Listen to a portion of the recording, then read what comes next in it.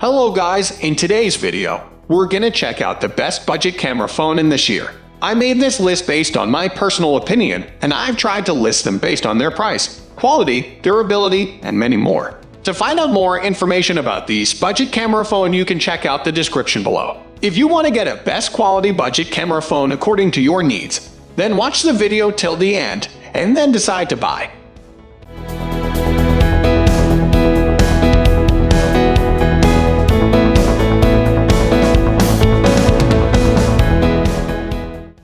At the first position of our list, we have Samsung Galaxy Steen. If you're a keen smartphone photographer, but you don't want to splash your cash on a handset with all the bells and whistles, then the Samsung Galaxy Steen might just be the perfect compromise for you. Featuring a powerful dual rear camera with a wide-angle 12MP f/1.5 lens and a 16MP f/2.2 ultra-wide lens, the Samsung Galaxy Steen is great for snapping pictures throughout the day. The only thing it's really missing is a telephoto lens, but these tend to be used less than wide-angle lenses anyway. Meanwhile, the front-facing camera is a respectable 10MP f/1.9 camera, which is perfect for talking selfies and chatting to your friends and family on video chat. The Samsung Galaxy Steen features a Full HD Plus screen with a 5.8-inch display. It also features wireless charging and reverse wireless charging, which is a great flagship feature in such an affordable handset. Meanwhile, the Samsung camera phone has a powerful 3100 mAh battery and uses either the Snapdragon 845 chipset or the Exynos 9810 chipset, depending on what region you're in. Running Android 10 out of the box, the Samsung Galaxy Steen offers a heck of a lot of phone for not very much money. Moving on to the next at number 2 with Motorola Moto G8 Power. The Moto G range has been the easiest set of budget phones to recommend for the best part of a decade. They don't use ultra-low-end tech, their software is tasteful, and update support isn't dropped from the day of release, as happens with some budget brands. Its zoom and ultra-wide use unremarkable 8-megapixel sensors, but that sense of having a better set of tools to work with still enhances the experience here.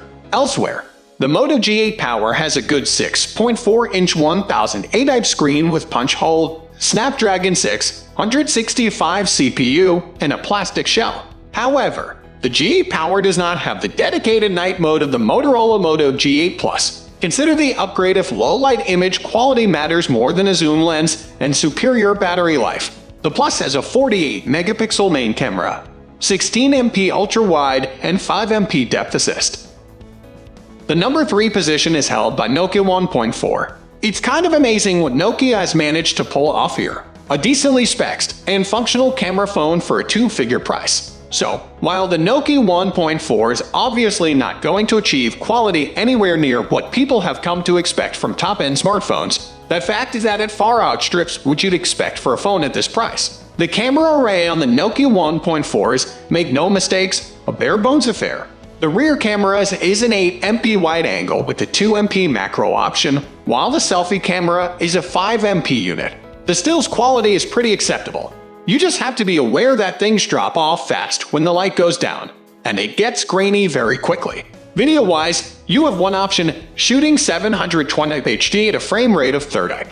That's it. You're not going to produce anything of dazzling quality with this, though a reasonable person might well ask why, if you're hoping to produce video of dazzling quality, you're attempting to do so on a phone that costs $120. The IPS display is decently sized for the price, and nicely bright too. The Nokia 1.4 has 2GB of RAM and 32GB of storage, which can be expanded thanks to the micro SD card slot. You do get more if you're willing to pay more for the likes of the Samsung Galaxy Steen, of course. But the Nokia 1.4 is worth its slimline price tag, and then some. Next at number 4 we have Google Pixel 4. The Google Pixel 4 is a great example of a phone with decent specs and an affordable price to match. While it might be slightly overshadowed by its big brother, the recently released Google Pixel 4 5G, the original Google Pixel 4 is around $150 cheaper and carries some very respectable specs. The Google Pixel 4 carries a single rear camera with a 12MP sensor, featuring dual pixel phase detect autofocus and optical image stabilization.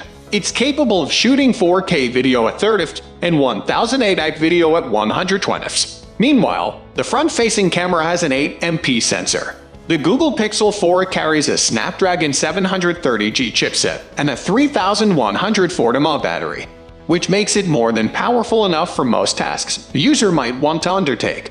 The Google Pixel 4 only comes in one storage option, which has 6 GB of RAM and 128 GB of storage, and unfortunately, there's no option to expand the memory yourself with a micro SD card. The number 5 position is held by Samsung Galaxy A52 5G. Buying a budget phone doesn't just mean putting up with tech that's a few years old.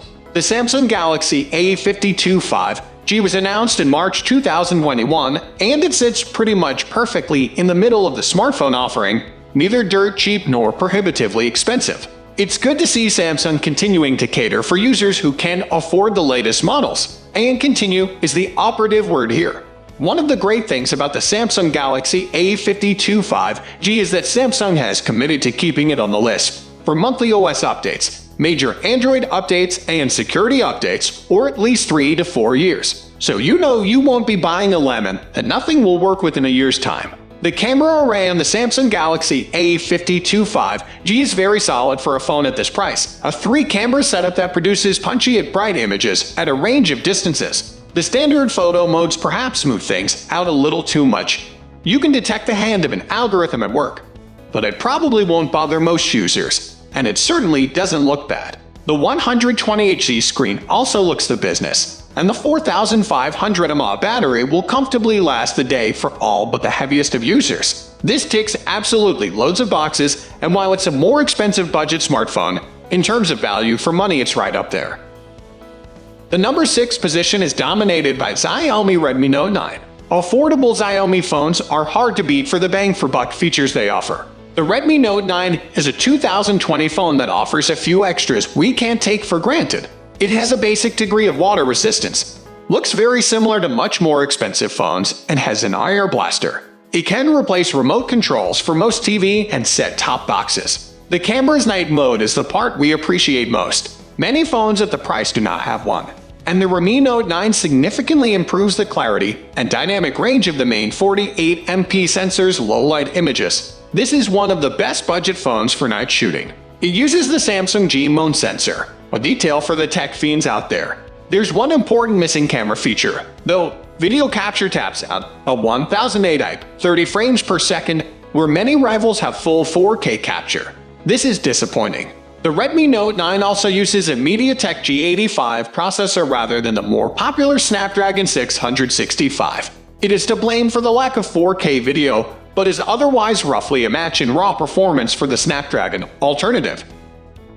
Moving on to the next at number 7 with Apple iPhone 7. Is there such a thing as a cheap iPhone? Not unless your definition of a budget phone is very loose. The iPhone 7 is the oldest, most affordable iPhone that you can find widely on sale, although no longer from Apple Direct. So, the good news is the iPhone 7's camera still holds up pretty well in daylight.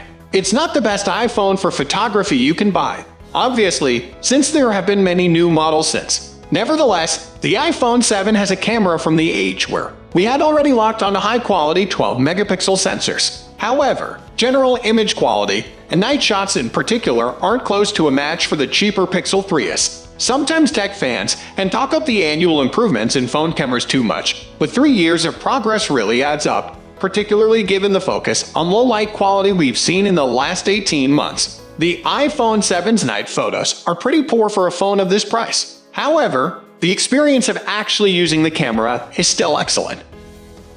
The number 8 position is held by TCL 10 Lite. TCL made the last few generations of Blackberries, but now it produces phones with its own name stamped on the back. The TCL 10 Lite 10L is an affordable phone that packs in a few things you might not expect at the price, like a punch-hole front camera and large 6.53 in Full HD screen. Its camera layout looks highly impressive, too, with 4 lenses on the back. However, only one of these cameras is genuinely quite good. The main camera has a 48MP Samsung G8 sensor. Used in lots of phones, including pricey ones, such as the Samsung Galaxy A52 5G. Daylight images are good, but there is no dedicated night mode, and the processing could be more subtle. At launch, the TCL 10L suffered from intermittent performance jitters, but its Snapdragon 665 and 6GB RAM are very good specs at the price. This phone does not set new standards, but it is definitely a handy alternative to the Moto G8 line if every penny counts. Next at number 9 we have iPhone SE 2020. The iPhone SE 2020 is a brilliant proposition, a $399/PS4 $115/$749 iPhone that takes the form factor and camera of the iPhone 8 and pairs it with the processor and software magic of the iPhone 11 Pro. The result is a pocket-friendly handset in terms of both size and price, with fusion technology that delivers highly respectable photographs in 4K video. Its smaller 4.7-inch 720p screen isn't as bright and doesn't refresh as fast as the flagship models, but that also means that its battery doesn't get gobbled up as fast either. It sticks with Touch ID instead of Face ID, and boasts Qi wireless charging. It's I67 water and dust resistant and features image stabilization for rock-solid 4K 60fps video. It certainly isn't the cheapest phone on this list, though neither is it the most expensive, and there are certainly phones that beat it in specific categories. However, taken as a whole, between its all-round imaging and video performance, and especially its A13 Bionic chip and Apple standard software updates, the iPhone SE is unquestionably the best value handset out there right now. Finally, the number 10 position is dominated by Google Pixel 3. Camera quality is one of the main reasons to buy a Pixel 3.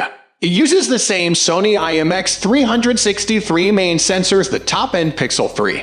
This is a 12-megapixel 1/2.55-inch sensor with 1.4-micron sensor pixels. The main camera is stabilized and, like the Pixel 3, uses the OIS motor when shooting 2x digital zoom images to capture far better photos than most other phones without a dedicated telephoto camera.